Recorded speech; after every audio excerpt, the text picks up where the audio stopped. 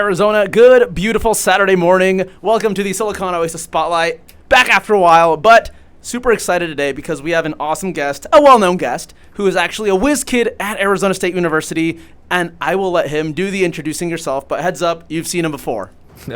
Hey guys, I'm Dhanush. I'm the founder and I run Arizona's biggest builder community, DevLabs.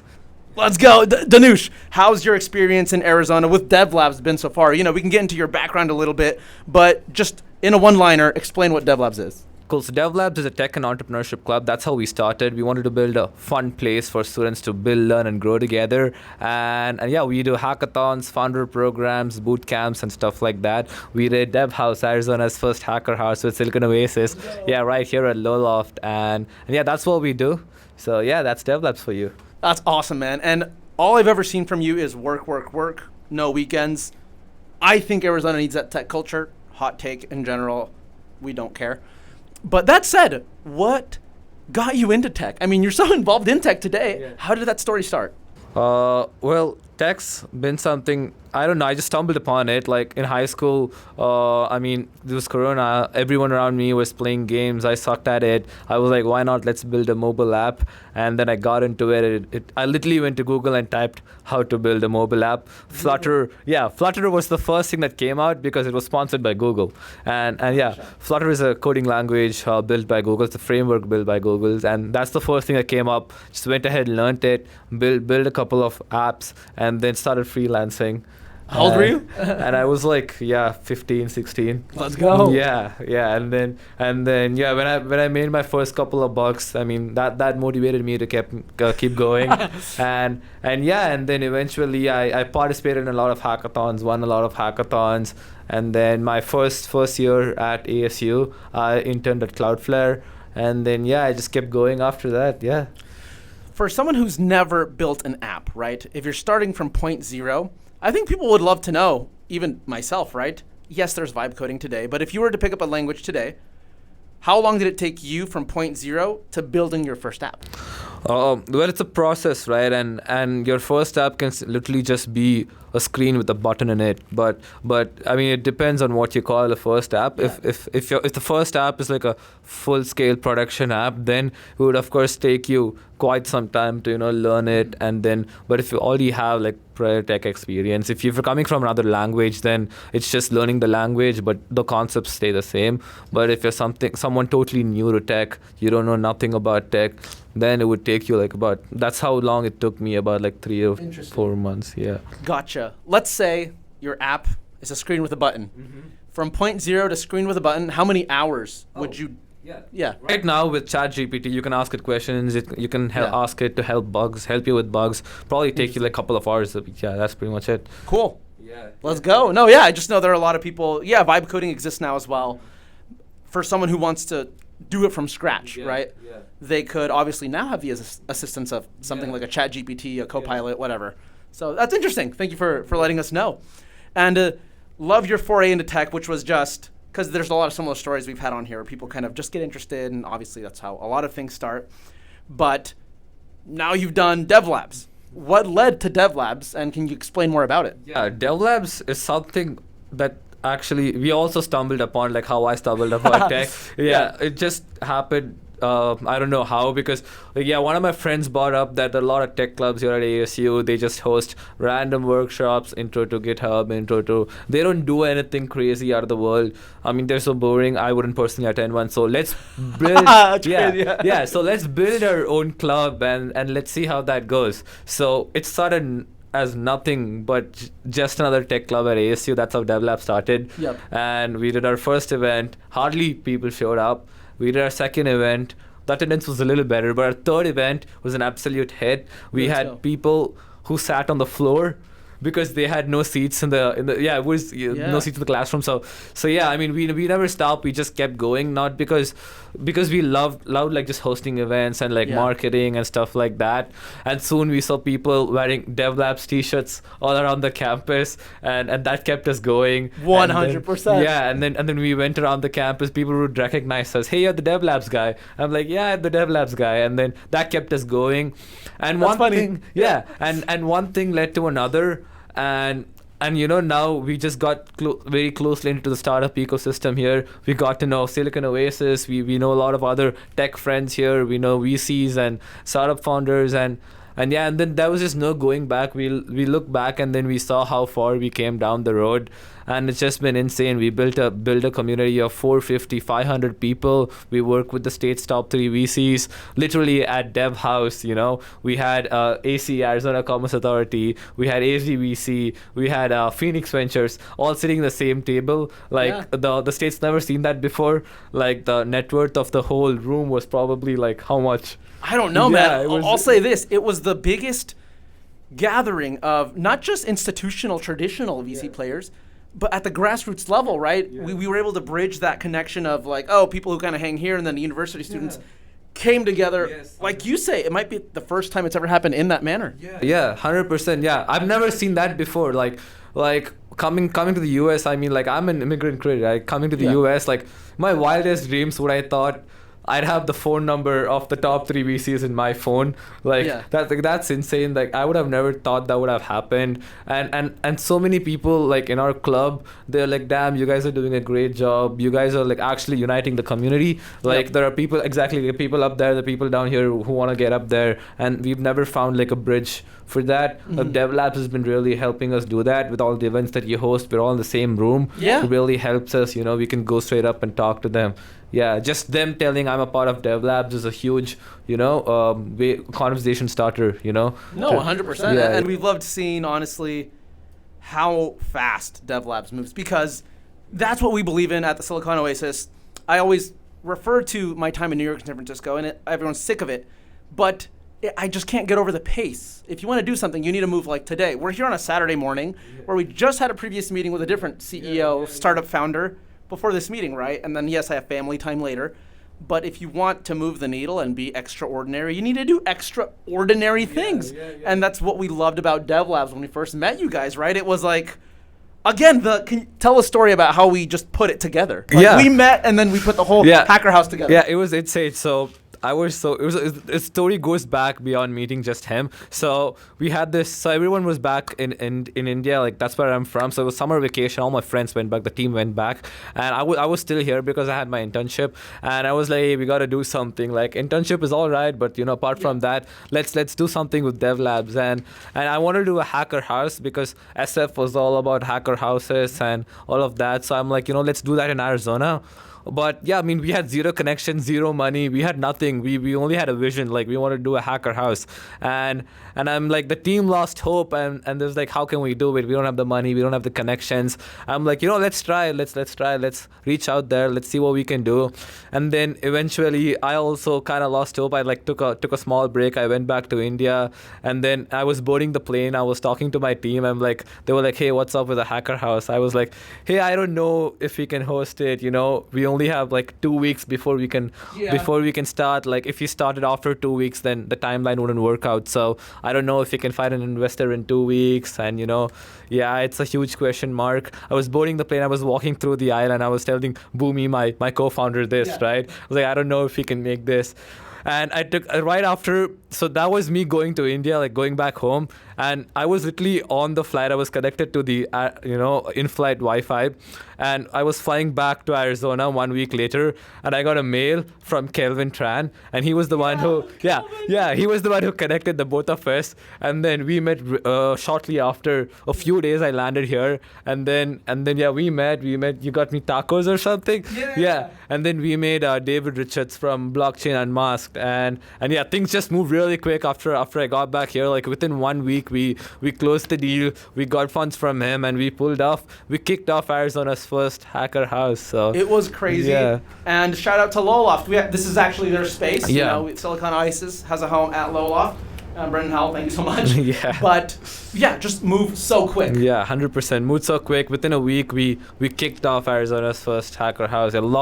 We met a lot of supportive people along our journey. Silicon Oasis, Lowloft, all of our sponsors, people who've been with us since day one, like the Arizona Tech Friends community have also helped us a lot. We hosted our first hackathon. So our first hackathon we hosted just 3 months after starting DevLabs. And like DevLabs are in a dorm room, zero connection, zero network, zero money, and like right after 3 months, we somehow got plugged into the startup ecosystem here. Matt was a huge supporter of us. He came 100%. Yeah, he came to our very first founder program, DevSpace. We just kicked another one of that program right now. It's going on right now. Hamid Suhaji, he's funding that one right now. We're giving out 5K to the best startup. And the demo day for that is happening on the 20th of November. Let's so go. yeah, Silicon Oasis is gonna be there. Yeah, I was gonna say, I'll get the news coverage, dude. Yeah. 100%. Yeah, Silicon Oasis is gonna be there. Hamid's gonna be there. The other big players in the state are gonna be there. So yeah, but the last time we did this, our first try on DevSpace, a founder program, literally we had like 5 startups. Matt was one of the judges. We had Ryan from Cul-de-sac, Ryan Johnson from Cul-de-sac, and yeah, we had a very small community. We pulled that one off, but it was not that big of a success. But right after that, we pulled off Dev Hacks. It was a huge hit. Matt, and he got a small pool of capital of $5,000. It helped us go all the way in, and we pulled off a hackathon, Arizona's biggest student-led hackathon. The last year when we did that, we were the biggest with 170 participants. We did it the next time, and we were still the biggest with 350 participants. So yeah, that's Dude, I've loved the story of DevLabs, DevHouse, DevHacks, everything that's kind of led to this point. And now, in my opinion, right, arguably the best builder-known community across university students, just in the state, right? I mean, you have others that have reached out to us as well. I'd say right now, you guys have moved the quickest, which is always exciting to see in builders. Dude, I've absolutely loved how fast DevLabs, DevHacks, DevHouse, everything just moved so quickly. And yes, we've got the event coming up on the 20th, but in your opinion, Dhanush, what have you guys got coming up? So, the ultimate mission of DevLabs is to be the launchpad for the next 100 startups in Arizona, and then furthermore down across the nation. But yeah, let's start with Arizona. But ultimately, to go there, to get there, to reach that goal, we need to be the talent hub for the startups of Arizona. And we've interestingly found that, having a builder community of high agency talent, we are like a builder community of 350, 400 plus people. All of them are high agency. And on the other side, we have startups who are looking to expand, who just got their, investment, got their funding round, and they're looking to expand their team, who are looking for high agency talent. Yeah. And that's the kind of people that we have, right? Builders and doers, right? Not complainers. Yeah. So that's the kind of people that we have, and these startups are looking for it. And these builders are also looking for the next big thing to work on. There's just been a huge gap in between. They're not able to find each other. And I think we are the best people to connect the both of these worlds together and kind of help startups find high agency builders, and that's what we're doing right now. So we're more of a referral talent agency right now. So we are giving we're connecting high agency builders with startup founders. So if you're looking at 10x your startup growth with builders, we've got you. So just shoot us an email at people@devlabs.club, and dude, love it. We just spoke with another CEO, and then I've spoken to several founders just in the past week. The hardest thing they say about building their startup, hiring. And this isn't even a plug. Again, we just literally spoke to one, and they say hiring because you want A players, you want people that are high agency, you want people that treat every startup as their own. And that's just in an underserved market. I think that's really tough. So I'm so glad you guys are not just saying, hey, we're going to refer people who are in need of a job. You're saying, hey, we've got A players ready to take responsibility. And I think as startups, you need them more than they need you. Yeah. Because these aren't like any kind of talent. Like if they're working on your startup, they're betting on it, they're considering it as their own startup. So that's the kind of people that we have. Love that. Sorry, I didn't mean to cut you off. I love the part where you say they're also betting on it. Because that's how I feel about the startup I'm working at right now. I left a job in finance to join them, and they're the best people to work with. And they're always, thanks guys for helping us build. And I'm like, this is on me too. I took a bet. I told my wife, look, 100%. I'm getting a pay cut over here to join this startup because I think it's going to be the next unicorn.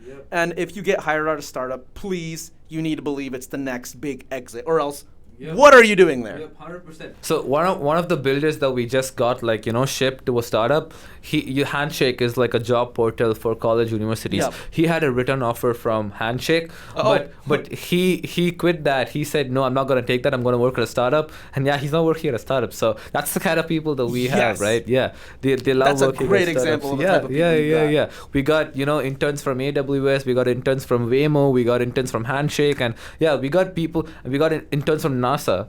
We got interns from ISRO, like Indian Space Research Organization. We've got like interns from all these top companies out there, and now they want to work in a startup. And like, if they want to work at your startup, you let me know, man. Yeah. Nice, that's awesome. Or reach out to us. Yeah, we'll send you right over to Dhanush. Yeah. Dhanush, you've been building in Arizona, been in Arizona for a couple of years now. What's your take on it? It's that's big sigh right there. Yeah, it's a really controversial topic, but I mean, as much as there are good people in the game, there are also people who don't put their mouth where their word is, like money where their mouth is, like. Sure. Yeah. So yeah, we've done a lot of outreach. We've tried to get a lot of sponsors, but the market's always been dry. It's really been hard for us to actually find someone to fund DevLabs, and that's what actually led us into having the own idea of funding ourselves, and that's why we got to that point too. Yeah. It's your story. I'll let you finish, but I can share a similar experience. Yeah, go for it. Yeah, I want to hear it from you. In terms of building Silicon Oasis, I looked as if we had a logo there. We don't. We should. But I mean, it used to be called Venturon, Silicon Oasis now. We do have a couple sponsors, which is great, but it was bootstrapped for about 18 months.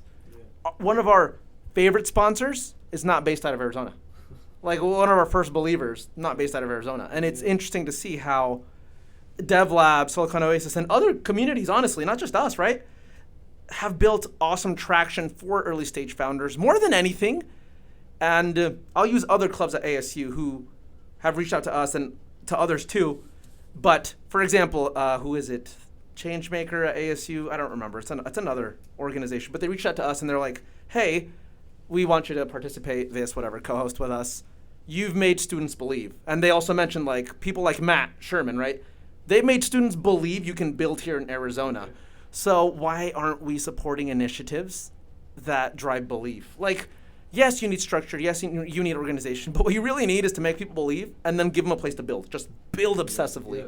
But yeah, I'll let you continue sharing your experience as well. Yeah, exactly. Like all of them, like when we went out there, they were talking, saying, hey, we need to uplift the startup community here. We need to do this. We need to do that.